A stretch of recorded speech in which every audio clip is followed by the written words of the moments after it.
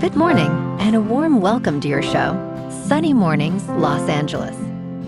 I'm your host, Melissa, and it's Tuesday, July 28th. You'll be interested to know, 112 years ago, today in 1914, European nations rapidly mobilized and declared war after a diplomatic crisis triggered large-scale military actions, as armies and navies moved into a conflict that involved continent-wide alliances. This moment marked a pivotal milestone that transformed diplomacy, accelerated industrial and medical innovations, and reshaped global institutions for the modern era. So now you know. And now, it's time for the Surf Report. Tuesday at Venice Beach. This morning it's looking clean, with waves around 3 to 4 plus feet. Conditions will shift to fair as the day goes on, with heights increasing to 4 to 6 feet. Winds are currently offshore at 3 miles per hour, but will shift to onshore by the afternoon at around 9 miles per hour. Best time to ride is at 7 a.m. with a 2-foot incoming mid-tide, when the southwest swell is 2 feet at 16 seconds, and the offshore wind is 4 miles per hour. The first high tide on Tuesday will be 4 feet at 10:30 a.m., followed by a 2.5-foot low tide at 3. The nearshore buoy at Santa Monica Pier reads 72 degrees for the water temperature. Conditions remain clean with solid waves at 4 to 6 feet on Wednesday, aided by light southeast winds. So Thursday sees a slight decrease to 4 to 5 feet, but remains clean and rideable throughout the day. Friday holds steady at 3 to 5 feet, with fair conditions prevailing, making it a consistent end to the period. This morning, there's patchy fog, and it feels like 71 degrees, with 5 mile per hour wind. The sunset will take place at 7:58, and it will rise again tomorrow at 6:03. Looking ahead in the weather. Saturday will be mostly sunny with highs near 64 and a northeast breeze up to Skip. Sunday and Monday warm up with Sunday near 68 and Monday near 72, staying partly to mostly sunny with lows in the upper 40s to mid-50s. A slight chance of rain returns Tuesday afternoon into Tuesday night with highs near 71 and overnight lows around 57. Bonjour, food enthusiasts. This podcast is brought to you by Versailles Cafe and Pastries in Encinitas. Nestled on El Camino Real South, just north of Encinitas Boulevard, this cafe is a haven for culinary delights. Indulge in their amazing Eggs Benedict or their gluten-free crepes. You can grab a panini for lunch or just breeze on through to get your morning coffee. They are open every day from 8 to 5. So stop on by and don't forget to tell them Sunny Morning sent you. In local news, Shark Lab's monitoring system could face shutdown due to budget cuts. Tracking sharks off the California coast is crucial, especially with the upcoming 2028 Summer Olympics in mind. The Shark Lab at California State University Long Beach has launched a campaign for private donations to sustain their research and data collection efforts.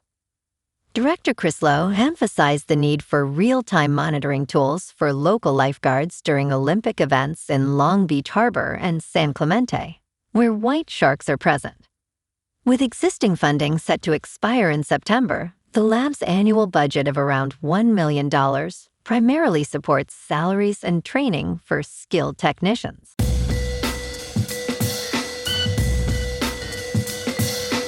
Now on to sports.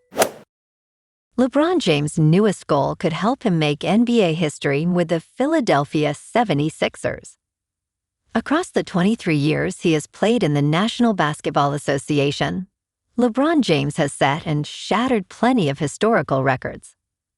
Now entering his 24th season, James is taking on a new challenge with the Philadelphia 76ers, aiming to win a championship with a team that has not won since 1983. If successful, he will become the first player in NBA history to win a championship with 4 different teams. ESPN's Shams Charania noted, "It's no doubt LeBron is playing for a different legacy." In local sports, the Dodgers are back at Dodger Stadium tonight against the Mariners at 7:10, looking to bounce back after dropping the final game to the Mets on Sunday. LA still sits atop the National League West at 67-39, and Eric Lauer takes the mound against Seattle's Luis Castillo. But there's bigger news on the trade front. Shohei Ohtani's knee injury is forcing the front office to rethink the deadline strategy. The two-way star won't return to pitching until later this season, and now the Dodgers are seriously eyeing Detroit ace Tarik Skubal. That deadline's just a week away, and moves could be coming as LA chases a historic three-peat. Meanwhile, the Rams have opened training camp at Loyola Marymount as rookie QB Ty Simpson signed his deal. Simpson's competing for the backup role behind Matthew Stafford, while the team navigates a new offensive coordinator in Mike Loeffler's absence. He headed to Arizona. Over in San Diego, the Chargers veterans reported today with camp beginning tomorrow. Jim Harbaugh's third year brings a fresh start with Mike McDaniel as the new offensive coordinator and Chris O'Leary taking over defense. Getting Justin Herbert a playoff win remains the priority.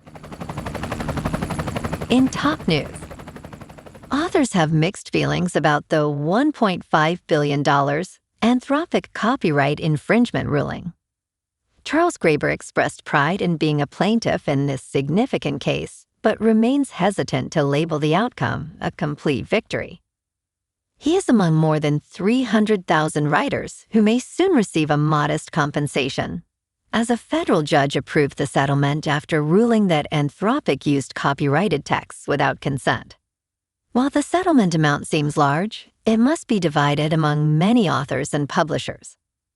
Some argue that the ruling favors AI companies, as it did not deem the training of AI on copyrighted works illegal if payments are made. In business news, the 52-year-old international restaurant chain Beefeater will close all locations. While market data shows that the global dining out market is projected to grow from $1 trillion to more than $3 trillion by 2030, many individual chains are struggling. In the United Kingdom, Beefeater will shut 106 restaurant locations, with plans confirmed by Whitbread to close by September. The company aims to reduce annual costs by £250 million, approximately $333 million. Approximately 3,800 employees are affected, with significant job losses anticipated. In crypto movement, Bitcoin is down 2% to about $63,000. Ethereum is unchanged at just under 1,900. And XRP is down 4% to $1.06. Moving on to a more local vibe. In our community spotlight on health and wellness, we are working with a national Pilates studio to bring you some free classes, so listen up. Check out Club Pilates, with several locations in the San Diego area. Pilates presents a comprehensive wellness approach, cultivating strength, reducing tension, and elevating mental well-being. Scientific research affirms its benefits. So now you can check out Club Pilates for a free class, with locations in Encinitas, Solana Beach, Oceanside, La Jolla, and more. Just be sure to tell them Sunny Morning sent you by.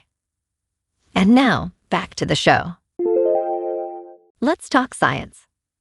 Rocket Lab is expanding its launch operations to the snowy north.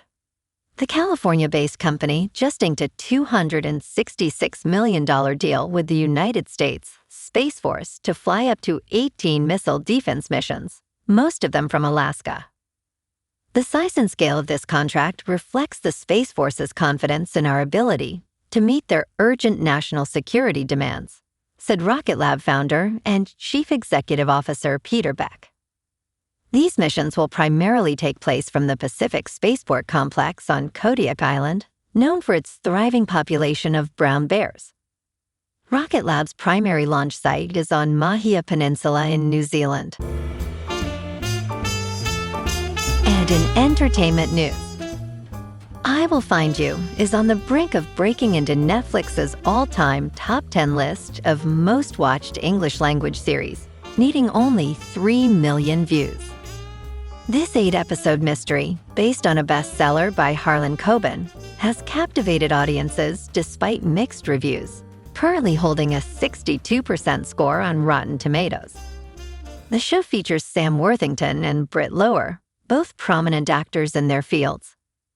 In its 5th week, it garnered 8.8 million views, following 11 million views in week 4 and 16 million views in week 3. With a total of around 95 million views, it aims to surpass his and hers. Well, alrighty folks, it's time for the quote of the day. And today, our quote comes from the British philosopher and mathematician, Bertrand Russell. And he said, "War does not determine who is right, only who is left." And that's a wrap for this morning.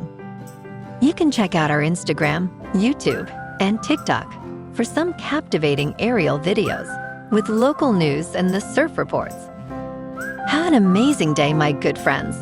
We'll see you tomorrow with another episode of Sunny Mornings, Los Angeles.